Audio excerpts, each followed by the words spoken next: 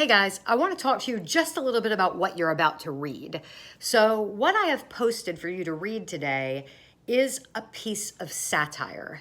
Satire is something written that seeks to make fun of some aspect of humanity or culture or just sort of our life in general. Satire is meant to be humorous, but it is meant to be biting. You're familiar with satire because we love satire in America. Some examples of satire that are pretty fantastic are in our cartoons. If you've ever watched The Family Guy, you've watched a satire of sort of the American family. If you've ever watched The Simpsons, same thing. Satire of the American family and America as a whole. And if you've ever watched South Park, you have definitely watched satire because it is sort of poking at all of the things that are wrong with our country and the people in our country. And if you watch something like South Park long enough, you will be made fun of, right? They uniformly make fun of everyone. So satire is meant to kind of poke, right? Because it's meant to make people think about things that they might not usually think about. The satire that you're going to read today is actually based off of something.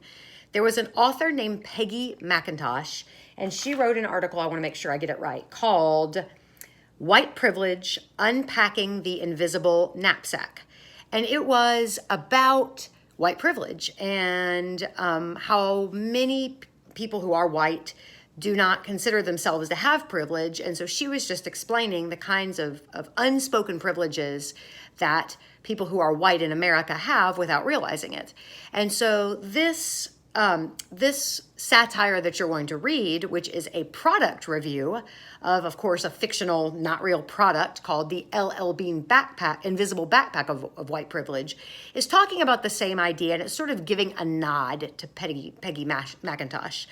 Now, obviously, guys, you are all going to react to this and feel different ways about it. Okay, I had you draw a picture of yourself on Wednesday, right? Sort of a self-portrait, and to put some symbols and some images in it. And the reason we're doing this entire activity today is to start thinking about the idea of audience. Audience is one of the really important parts of our rhetorical triangle, right? We have speaker, audience, and subject. And audiences are tricky because audiences are made up of individuals who have their own values, but audiences are also made up of people who share some values. And so today we're kind of working with that idea of audience and how every person has their own individual values, but you also share values with others. So as you're reading this, if you're thinking, Miss Allen, I totally disagree with this, I can't believe you're making me read this, that's fine, right? Because your own individual values are going to make you react to it in a certain way. If you're reading this and you're saying amen, amen, yes, yes, yes, same thing, right? All of us are individuals who've grown up with our own individual values and our own individual beliefs, and they're going to cause us to react to anything we read in this class differently.